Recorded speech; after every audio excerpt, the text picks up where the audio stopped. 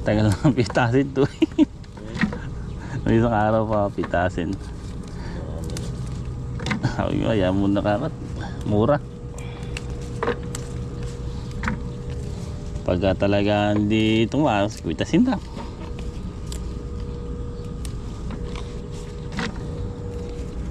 Pagtatanim parang ano rin mo. Sabi ko nga, yung mga ano kako, pagtatanim. Tsambahan lang talaga ako yan. Oo. Kapag tumaas yung gulay, mayroon ka. Yan, talagang... Pagka mababa, hindi ka naman lulugi. Bawi Dito, lang. sa gulay kasi hindi ka naman naluluging ano eh.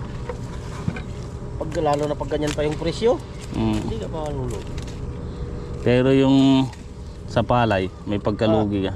Doon, palay, mais, ganyan. Ang laki ng puhunan mo sa palay. Tapos, Lalo na yung palay, pag madali ng... Lalo na pag madali ng gapasin, tapos dumapa. ayo. Yun, talagang malaking ano na yun. Sa gulay, wala kang lugi. Basta, malulugi ka pa minsan-minsan. Pero hindi grabe. Pero hindi naman madalas.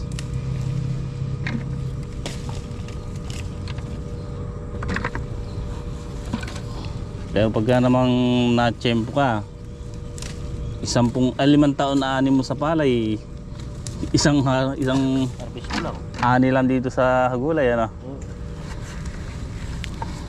Maganda talaga yung presyo ng gulay. Minsan yung isang buwan ko, kahit 150 kumukuha ko. Isang buwan, Hmm.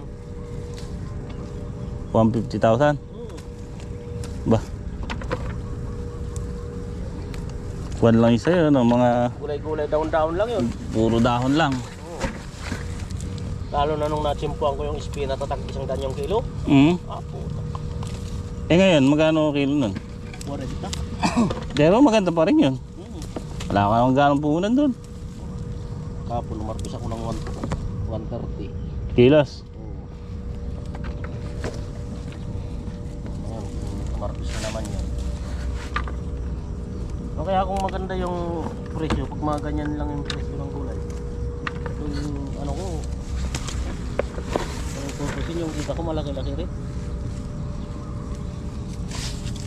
Ala ka naman yung buwan eh.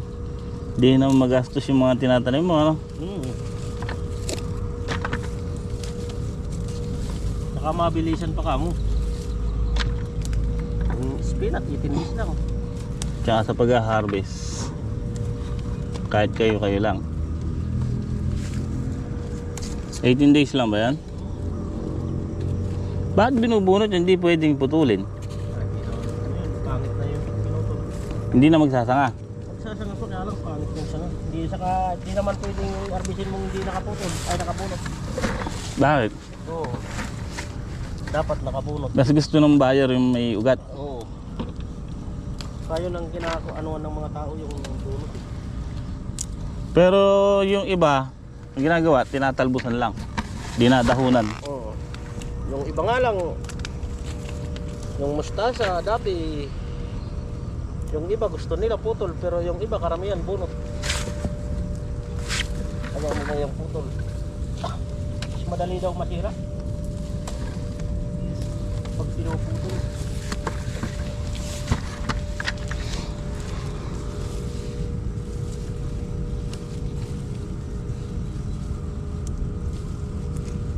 Dito nalagyan mo to ng tayong manok, hindi? Nalagyan din. Wala pang makabayang lupa, maglulungot yung lupa.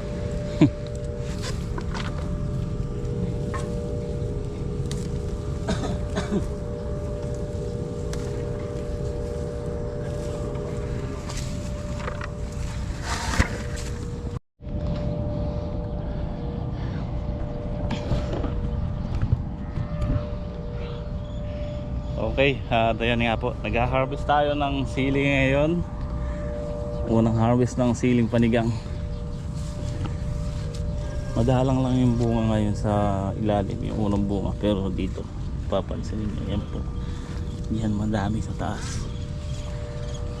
Maganda yung ano kasi pag ganitong maglulungot, maganda yung iba. Kanina mga katangas, namimitas si boss. Nag-harvest. Nakiki-harvest din si boss. Sa ngayon kasi sila kay Edgar at saka anak niya lang kasama kong namimitas. Si Bisaya umuwi, si Bato na injury, nadali ng bato sa mata, nag-eras cutter kahapon, tinamaan. Ala kasi kami kahapon, umuwi ako nag-grass cutter siya. Wala nang tumatawag, tinamaan daw ng bato yung mata niya. Tatamaan, matapang.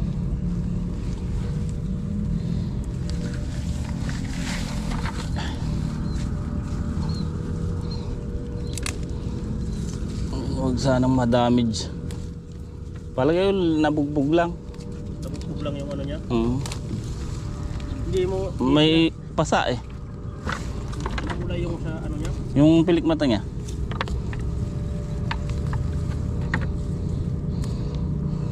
Kasi sensitive yung mata natin basta may paparating na kung anong bagay pipikit yan kahit na ano.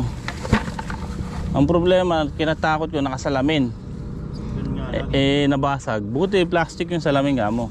Hindi yung ano talaga. No?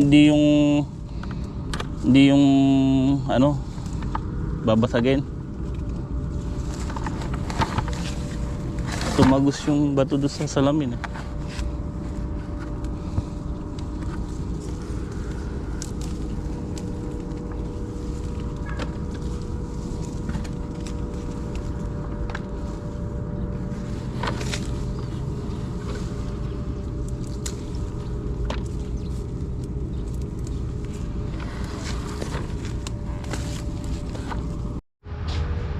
Ayan yung mga katoms. After namin mag-almusal, andun sila boss sa kubo niya, nagtitinor sila. Silang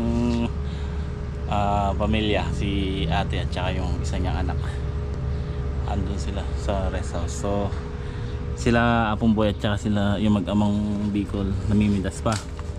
Pero sabi ko ipupunla ko lang sandali itong pipino, yung binabad ko. Ang bilis pa ng tumubo nito, naalanganin tuloy. Haba na ng tubo, ayan hanggang mamayang hapon hindi na po pwede ito. So ayan si Bato, kaming dalawa na pupunta. Ito, dahil na laglag na buto. Sayang tulad.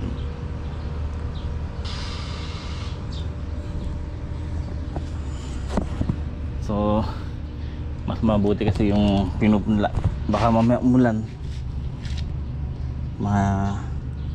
madali. Ilalaglag lang natin yan, tapos tatabunan uli natin ng lupa. Bago natin tabunan, babasahin muna natin. Ayun, nakakadalawang tray na tayo. So yung isang lata nito nasa 2,000 seeds daw po. So di-divide natin sa 128 kasi 128 tray ang butas na itong tray siguro nasa 15 o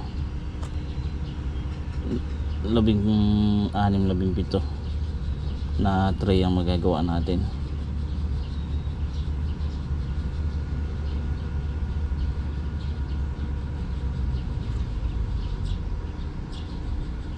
Pakat-pakat na ang pilis pa ng tumubo ng pipino. Manipis lang kasi yung buto niya. Binabad ko po ito, tapos hinango nung gabi. Tsaka ako binalot lang, hindi ko na binangon sa lupa, binalot ko lang sa basahan.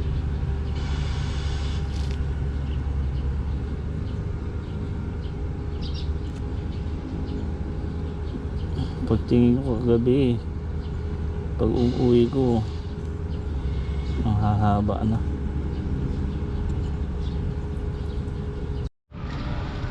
Okay po mga katoks, ayan, tapos din namin ipunla.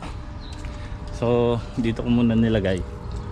Ayan po, 15 tray. Sabi ko na nga ba, nasa 15 tray, pero kinampos lang ng ilang butas. So 2, 4, 6, 8, 10, 12, 14, 15. So ito po yun, yung pinunla natin, Mega C F1. Ito po yung tinatawag na pipinong bakla. Yan po kasi isang lata nito nagkakalaga ng 900. So 2,000 seeds po ang nakalagay. So meron naman kasi nakalabing 5 tray tayo. Time is 1:28.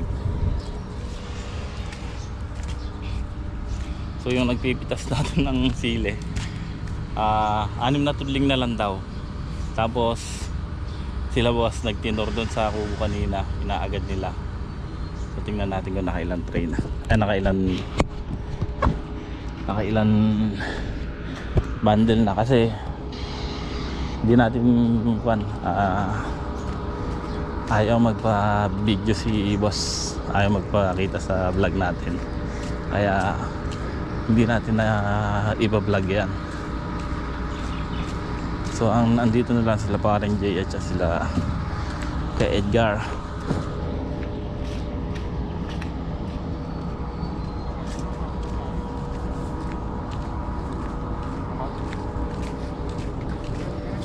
Ba, nakarami na din. Sabi sa'yo pare, O asan? may na si Edgar, pinamamadali ko ang Edgar para maano ni boss. Ilan na? May lalaki ano?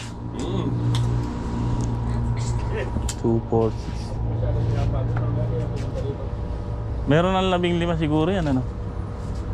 14 pare, kaso pupunuin ko na lang yan. Punuin pa yung 3. Oo. Ikaw lang nagtinor niyan pare? Hindi, sama ko sa'yo boss.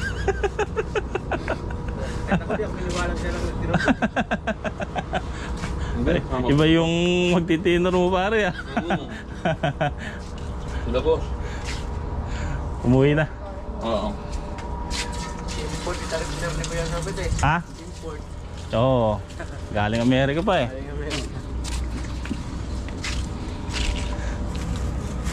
Pandesal, masarap ng pandesal. Pero may kape. Para sasang natin kanin, gabi pa yan eh. Ha? Pang umuha ko ng bawang doon. Ito, pare lang. May bawang ka doon. Meron. Tsaka may sibuyas pa rin. Asin na. Bigyan Sandalin mo na yung asin, saka bawang, dala ka. Bawang lang tayo ng asin. Tayo mo tayo si Batana. Oo, dito mo tayo.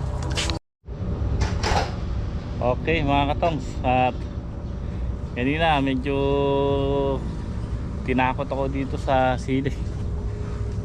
Kala ko lalakas yung malakas yung hangin, tapos madilim na madilim, bumubuhos yung ulan, buti lumihis. Ayan o, humapay tuloy yung ibang sili. So kaya ngayon ang ginagawa ko ay nagtatali na ako. Ay, sigarilyas to. Ito. Oo nga, sigarilyas. Ayun, ayun pa oh, dalawa. Tama. Eh, dito kasi binibilad yung sigarilyas nito. Sinabit ko rito. Eh, may butas yung ano.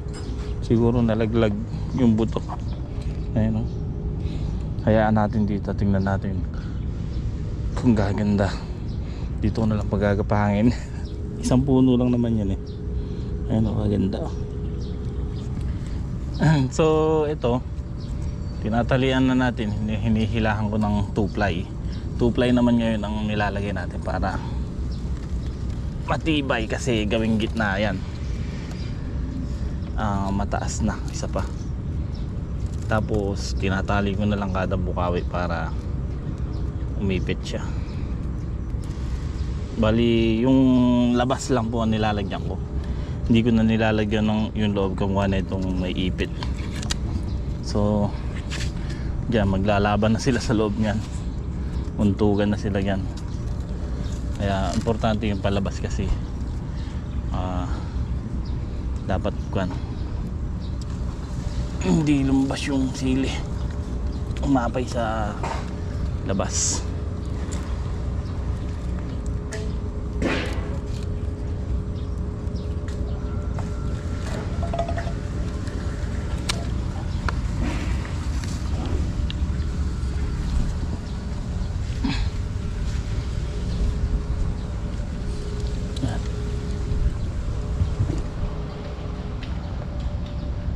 Kaso may bad news tayo dito mga katongs. Tinamaan na ng bacteria wilt yung sili natin. May ilan nalalanta.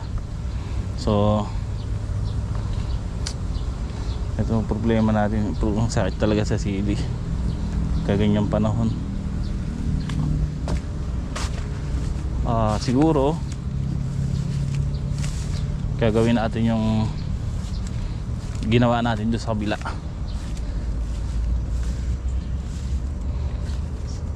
Didilig tayo ng chlorine. Ayun, ayan po. Yun ang problema natin yung sa sili. Lanta. May mga parang hindi na kumalat. Ayun o, madami-dami na yan o. Nakita ko lang kanina nung umaraw, nung matindi sikat ng araw. Daming nalalanta. Walang problema, ay walang tigil ang problema sa pagtatanim talaga. Ang ganda-ganda ng halaman.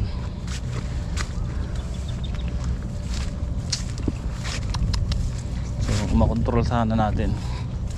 Yung dati kasi doon sa Calaba ko, ang ginawa ko, nagdilig ako ng chlorine.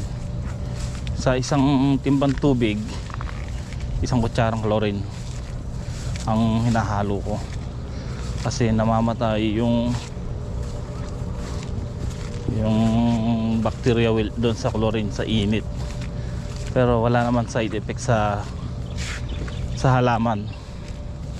Tulad nga sabi ko, nasubukan na natin yan doon, kaya okay lang natin gawin dito. Ayan, tinatalian ko rito sa hinihilahan ko ng dalawang tali kabila side, tapos tinatali ko. Pagka nahila ko, doon ko naman tinatali ko, doon ko naman hihilain sa bungad kasi nandun yung taling pero pag pabalik ako, tinatalihan ko na yung una kong hinila. Ala, nag-iisa tayo eh, iba to.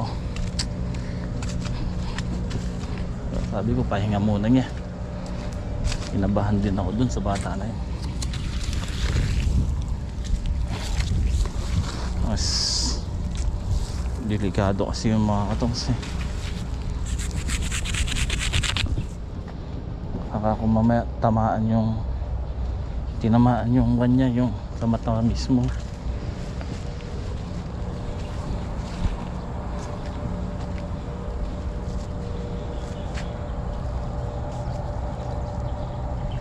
Lalaki na ng palaya natin, matataas na.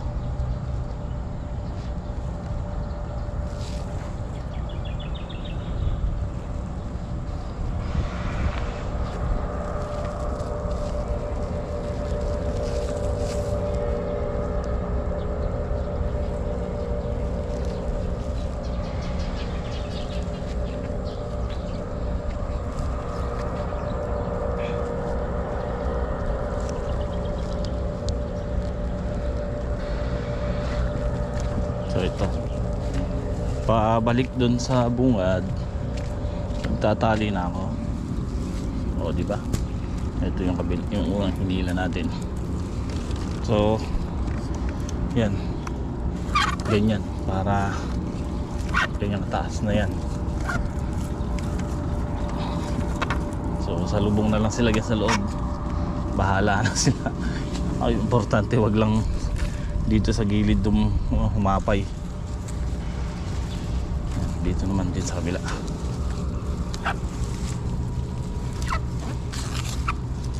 Wala naman silang lalabasan na dyan, basta dyan sila magsalubong sa loob.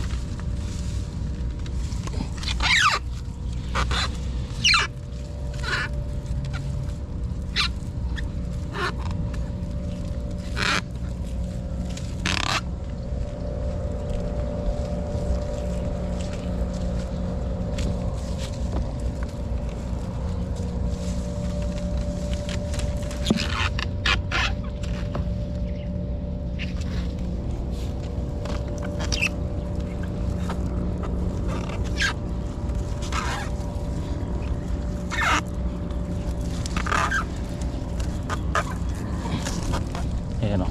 Ganyan na siya pagka na ipit na, natali. So last na tali naman na yan. Mataas na itali na. So hindi naman na, kahit na tumaas yan, matatag na yan. Kahit na tumaas pa yung sili.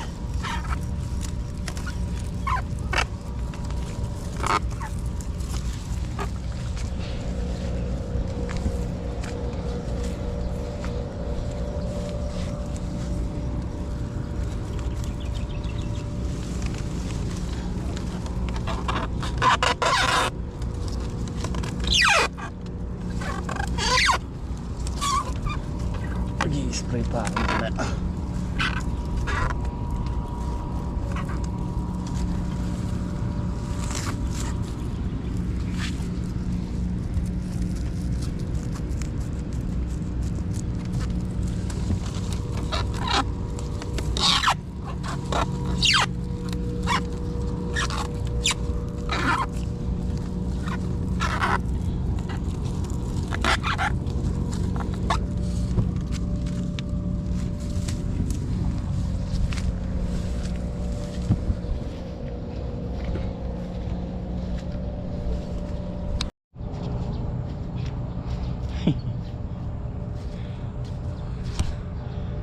Dami pang pita. Palagay ko hindi napitasan to. Ito, daming pita sila.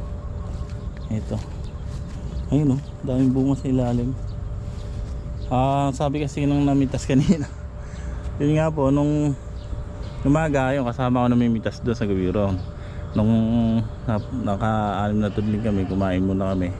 Then ipinunla ko nga po muna yung pipino. So sila na namitas nung tanghali. Tapos nagtinordin kami ni paring Jay doon. Tinignan namin to. Sabi naman nagpitas na tatlo si Apong Boy at yung dalawang magama. Natapos daw nila to. Palagay ko hindi natapos. May isang tudling pa rito sa gilid. Sabi ito na lang daw eh. Pero dito kasi madalang lang yung bunga dito eh. Itong huling tanim, yung tira lang na punla dito yan eh. So siguro kung susumayin maka isang bundle lang dito. Sabi ni paring Jay di bali maiwan na to kasi hindi ko na pinapitas at basa nga po. Dito madami ko nakitang bunga, yun malalaki pa. Sabi ni paring Jay ikuan na lang may pagdadala naman siya kahit pa isa-isang bundle o 5 kilo dun sa kanila, kahit na maiwan na to.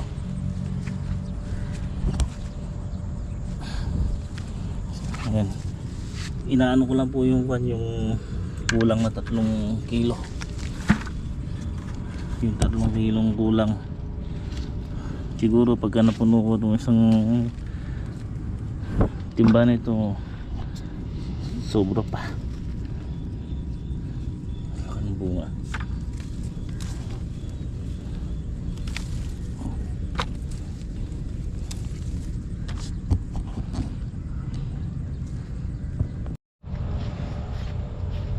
Okay, at yan, naka-isang timba na tayo. Sobra na ito sa 3 kilo.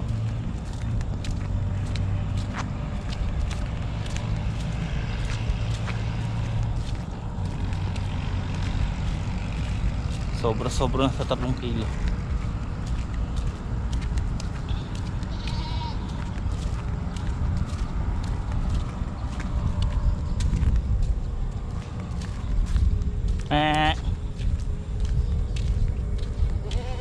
Mahaba yung natin yung sili, kaya natakot ako kanina kahit ako mag-isa. Nagkila ako ng tali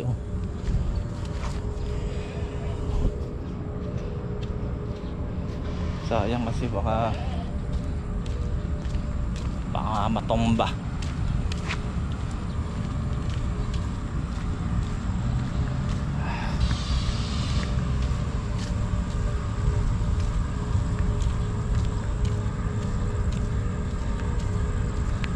Spray muna ako ng palaya.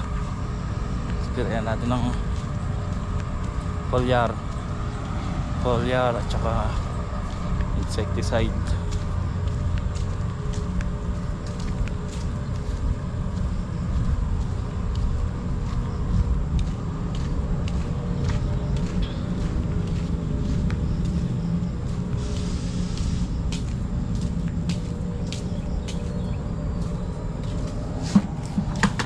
sobra sa mga ginagawa natin.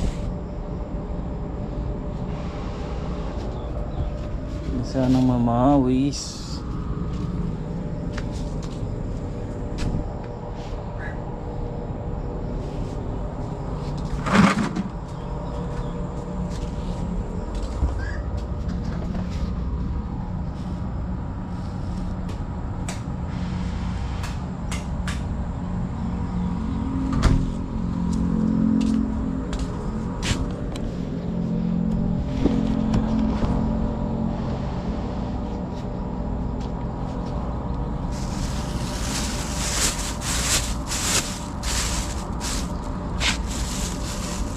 Laki.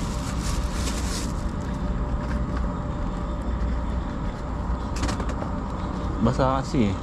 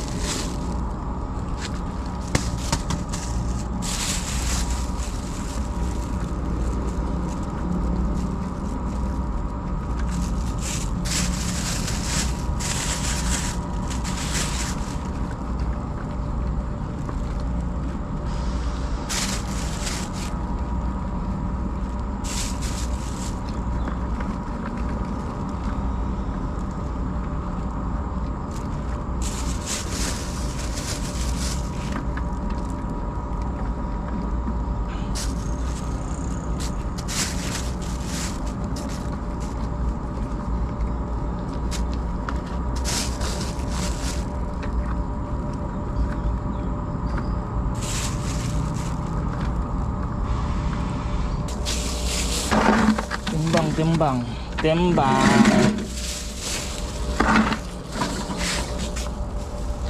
Sakto.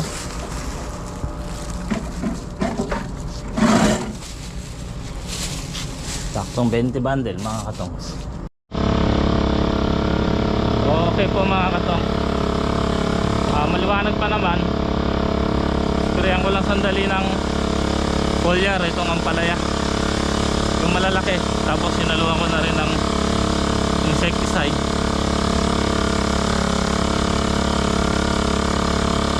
para after 2 days pwede na natin spray ng tungguran puro kahit di na tayo maghalo ng insecticide.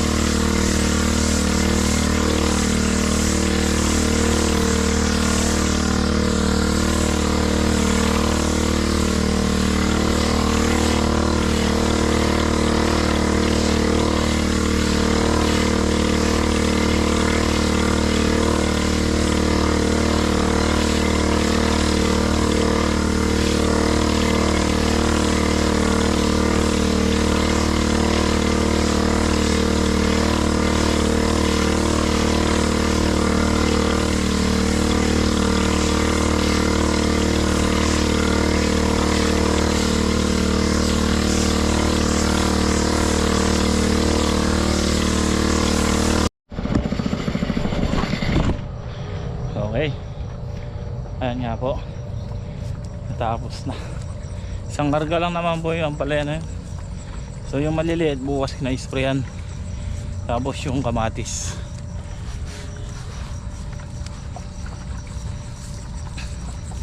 So paano mga katongs, hanggang dito na lang muna ang ating vlog.